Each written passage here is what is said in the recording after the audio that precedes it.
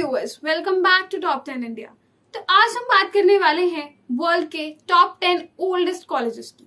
हम जानते हैं कि कॉलेज एक बहुत ही इंपॉर्टेंट एजुकेशनल इंस्टीट्यूट होता है और आज की डेट की बात करें तो लिटरेसी लेवल ऑल्दो बहुत ज्यादा राइज कर रहा है even in the developing countries. तो ऐसे में हमें ये देखना बहुत ज्यादा इंटरेस्टिंग होगा कि कौन से वो कॉलेजेस हैं या कौन से वो इंस्टीट्यूशंस हैं जिन्होंने सबसे पहले इस आइडिया को प्रोपेगेट किया था। तो आज हम करेंगे उनके बारे में बात। वीडियो स्टार्ट करने से पहले मैं आपको ये बोलना चाहूंगी कि इस वीडियो को लाइक एंड शेयर करना ना भूलें, एज वेल एज हमारे चैनल को सब्सक्राइब करना ना भूलें। So let's get started.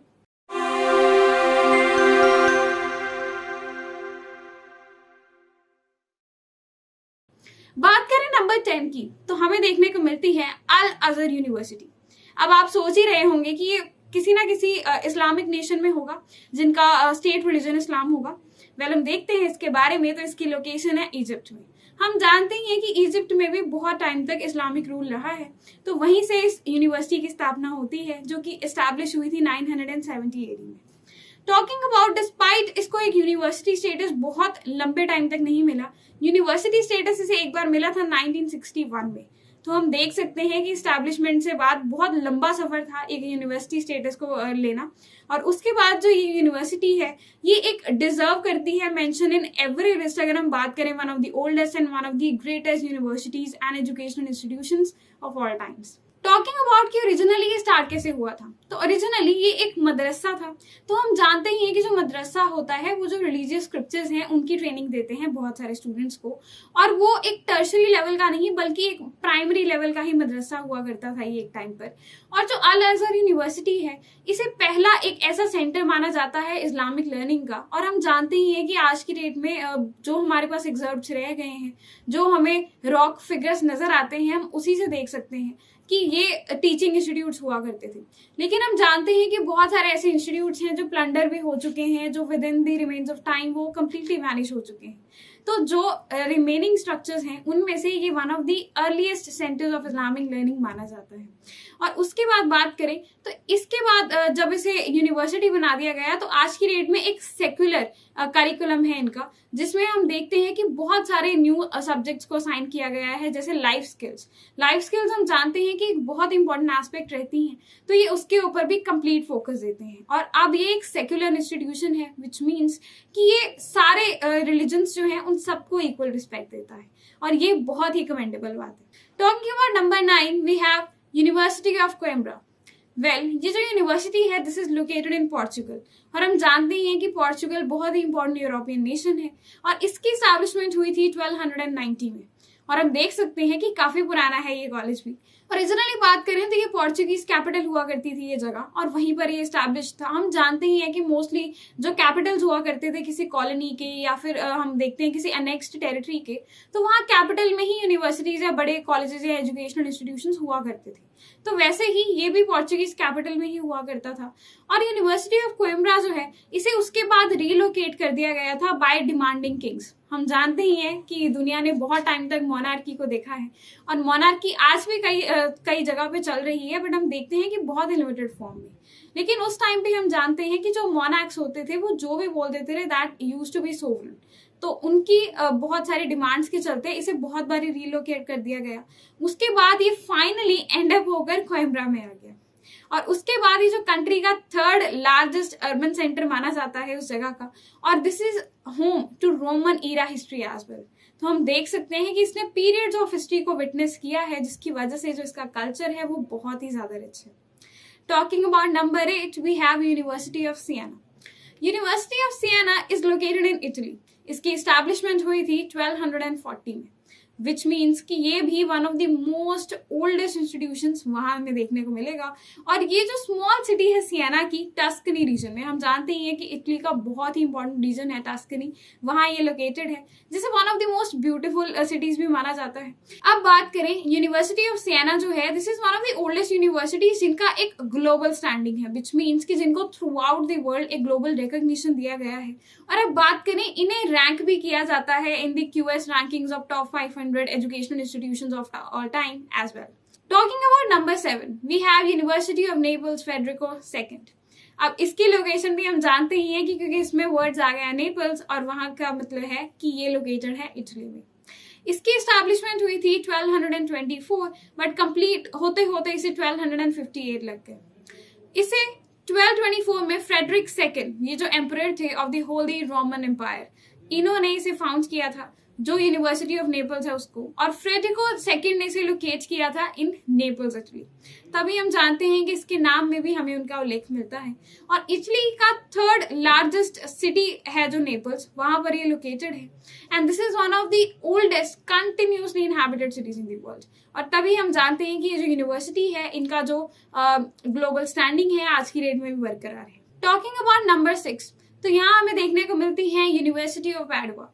University of पैडुआ भी इटली में लोकेटेड है। तो आप ये देख सकते हैं कि इटली में बहुत सारी ओल्डेस्ट यूनिवर्सिटीज है, विच मीन्स कि one of the earliest people जिन्होंने एजुकेशन के ऊपर ज्यादा एम्फोसिस देना शुरू किया वो रोमन एम्पायर के लोग ही हुआ करते थे, जो कि इटली में राज करते थे। और इनकी एस्टैब्लिशमेंट की बात करें तो 1222 was the year when it was established. और जो यूनिवर्सिटी ऑफ पैडुआ है, ये यूनिवर्सिटी दी पैडुआ भी बोला जाता है इस इटालियन में। एंड बात करें तो ये one of the most important medieval universities of all times में गिनी जाती है। इसका करंट रैंकिंग क्या है, तो वो है 216th in the world ranking after rising 18 places this year. तो हम ये देखते हैं कि उस टाइम पर तो ये बहुत प्रोमिनेंट हुआ ही करता था, बट आज की डेट में भी इसने अब जो करंट स्टैंडिंग जो है उसे भी काफी अच्छे से मेंटेन करके रखा है।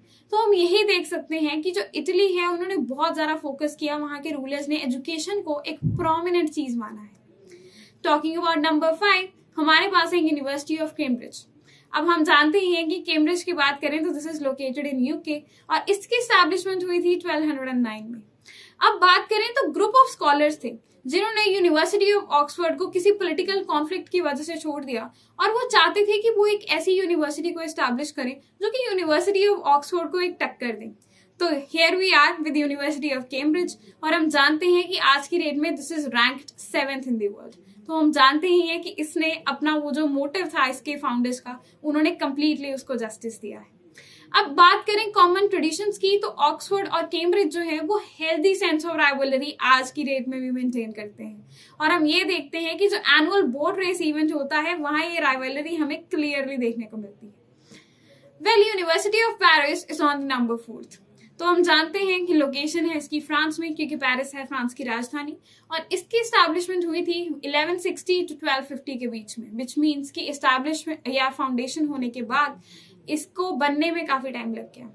तो इसकी जब एस्टैब्लिशमेंट हुई तो हमने ये देखा कि उस टाइम इसे लार्ज सोर्बोन बोला जाता था, एंड इसे one of the first establish universities माना जाता है in Europe as well as in the world. और हम ये देखते हैं कि इसकी सस्पेंशन भी हो गई थी कुछ टाइम के लिए, इसके ऑपरेशंस को सस्पेंड कर दिया गया था 1793 से 1896 तक, क्योंकि हम जानते हैं कि फ्रेंच रेवोल्यूशन होता है।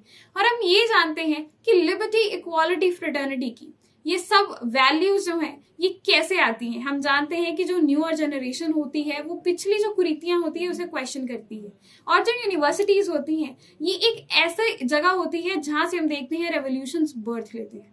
दैट्स वाई हम देखते हैं कि जब भी कोई बड़ी मूवमेंट हो जाती है किसी कंट्री में, तो मोस्टली जो एजुकेशनल इंस्टीट्यूशंस होते हैं as well as social congregation वाली जो इंस्टीट्यूशंस होते हैं वहां कंप्लीटली बैन कर दिया जाता है, उनके ऑपरेशंस को सस्पेंड कर दिया जाता है। Talking about number 3, university of Salamanca, ये नंबर 3 पे हमें देखने को मिलता है, और हम ये देखते हैं this is located in Spain. तो इसकी एस्टैब्लिशमेंट हुई थी 1134 में, और ये जो यूनिवर्सिटी है इसे फाउंड किया गया था 1134 में, और इसे रॉयल चार्टर दिया गया था इन 1280। ये जो रॉयल चार्टर है ये स्पेन के रूलर्स ने दिया था। और उसके बाद बात करें तो ये स्पेन की one of the oldest institutions है, और ये आज की डेट में डिफंक्ट है। एक यूनिवर्सिटी ऑफ वैलेंसिया जो है ये डिफंक्ट है आज की डेट में। और बात करें तो मतलब ये उस टाइम की बहुत प्रोमिनेंट जगह हुआ करती थी, बट अब कुछ रीजंस की वजह से इसे कंटिन्यू नहीं किया जा रहा।